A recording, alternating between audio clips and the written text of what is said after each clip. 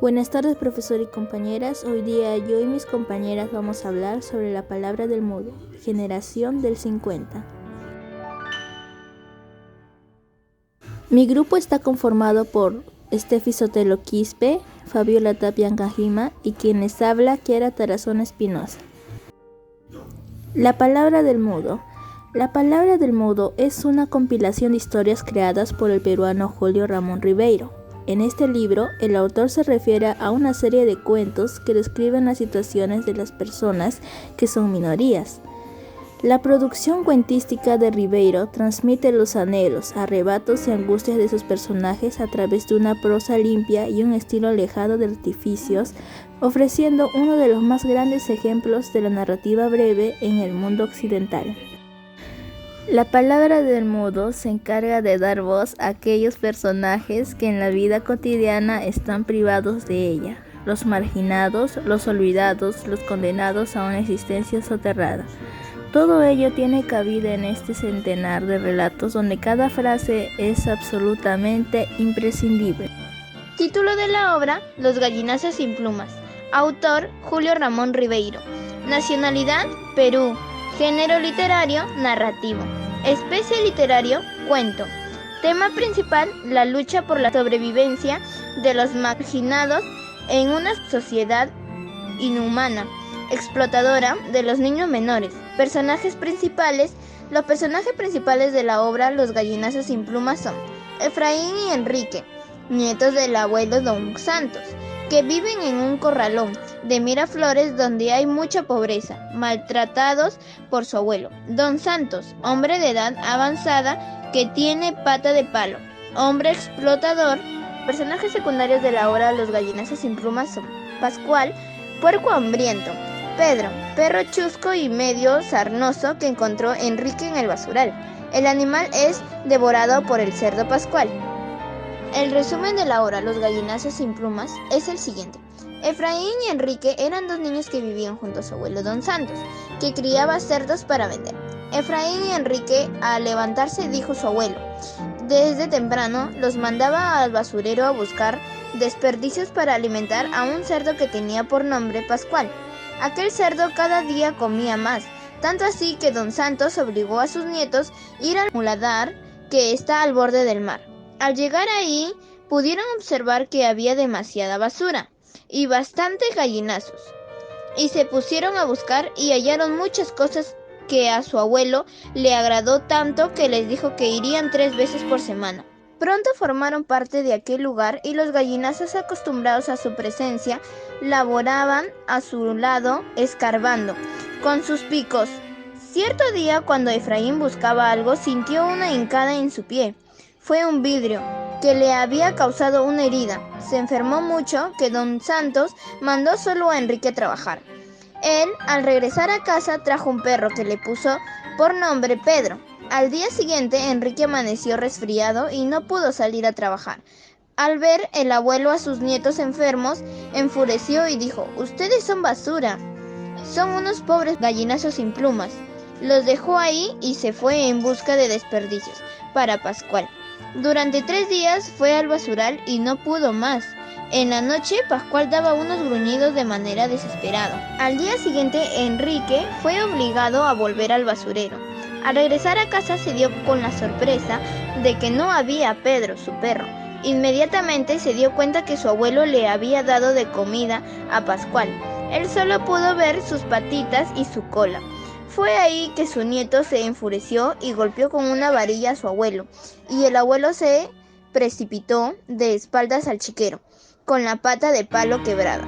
Estaba de espaldas en el fango, tenía la boca abierta y sus ojos buscaban a Pascual, que se había refugiado en un ángulo y husmeaba sospechosamente el lodo. Enrique corrió en busca de Efraín y huyeron de aquel lugar. Desde el chiquero llegaba el rumor de una gran batalla desatada en ese lugar. Esto ha sido un breve resumen de la obra Gallinazos sin plumas. Título: La insignia. Género literario: narrativo. Especie literaria: cuento. Personajes del cuento: el narrador.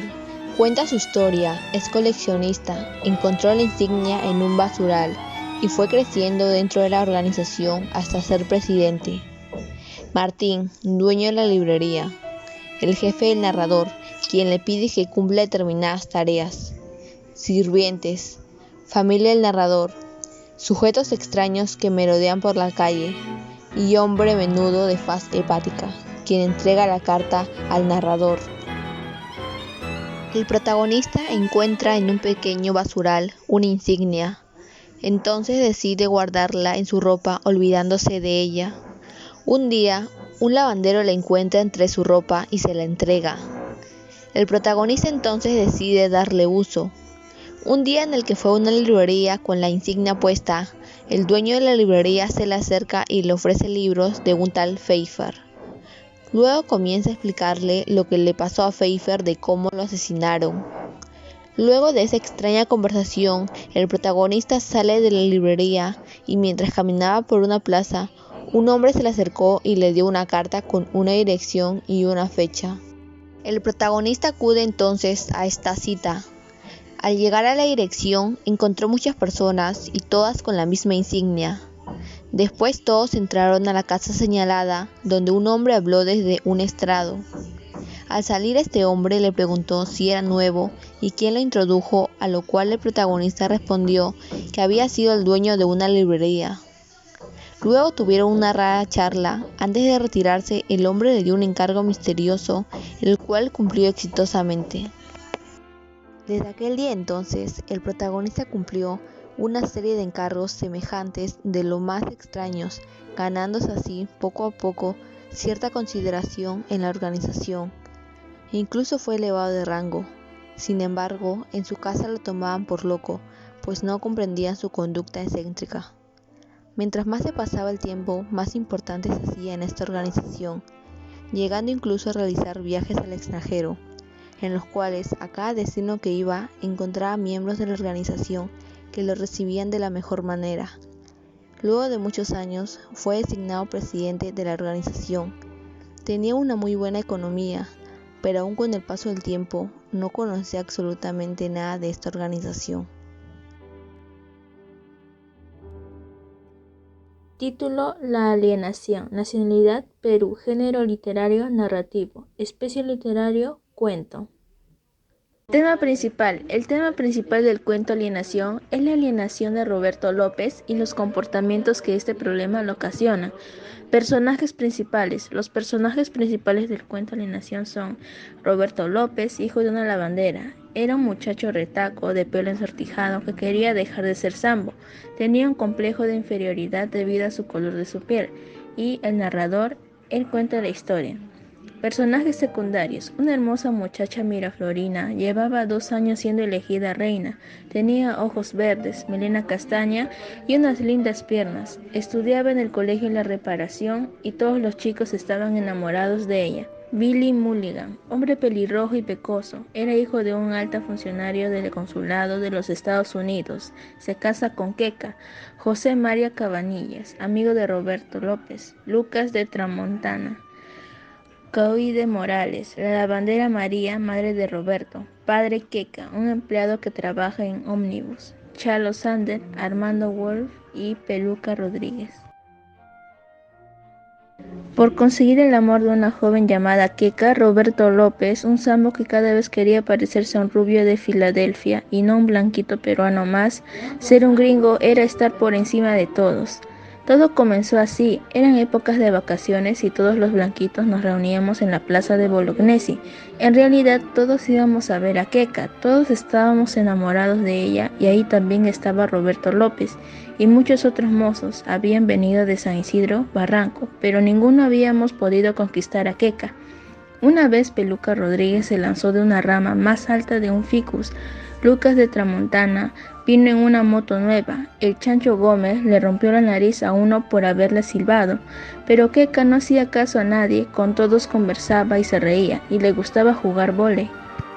Fue un día en que Queca jugaba, pues alguien lanzó la pelota y Queca no alcanzó, y la pelota fue ahí donde siempre había estado sentado en una banca Roberto López, quien reaccionó salvando la pelota de que un carro lo atropellara.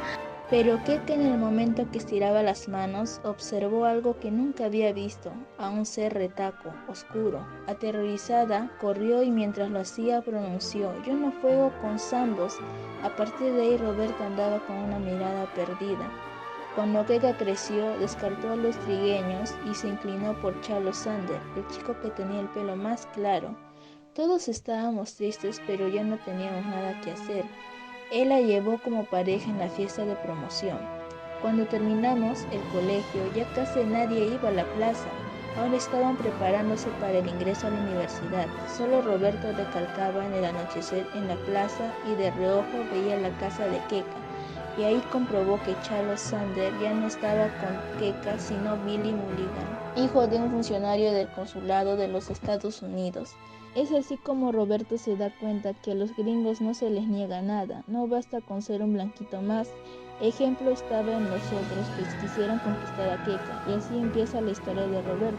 Se tiñe el pelo y se lo hace planchar, experimenta con polvos para hacer su piel más pálida, aprende inglés y se viste como norteamericano, imitando magistralmente sus modales. Él y su amigo José María convierten su departamento en un pequeño oasis norteamericano. Además, cambia su nombre por el de Bobby, pero con el tiempo en su documentación solo figuraba Bob.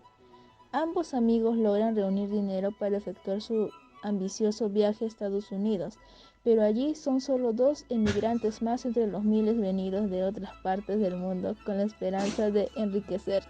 Se verán obligados a tomar una radicada decisión: enlistarse en el ejército norteamericano que se debate en guerra contra Corea. Al cuento se le añade un colofón que cuenta la vida de Keka en los Estados Unidos como esposa de Billy Mulligan, así como su distanciamiento por diferencias de formación cultural. Gracias por escuchar.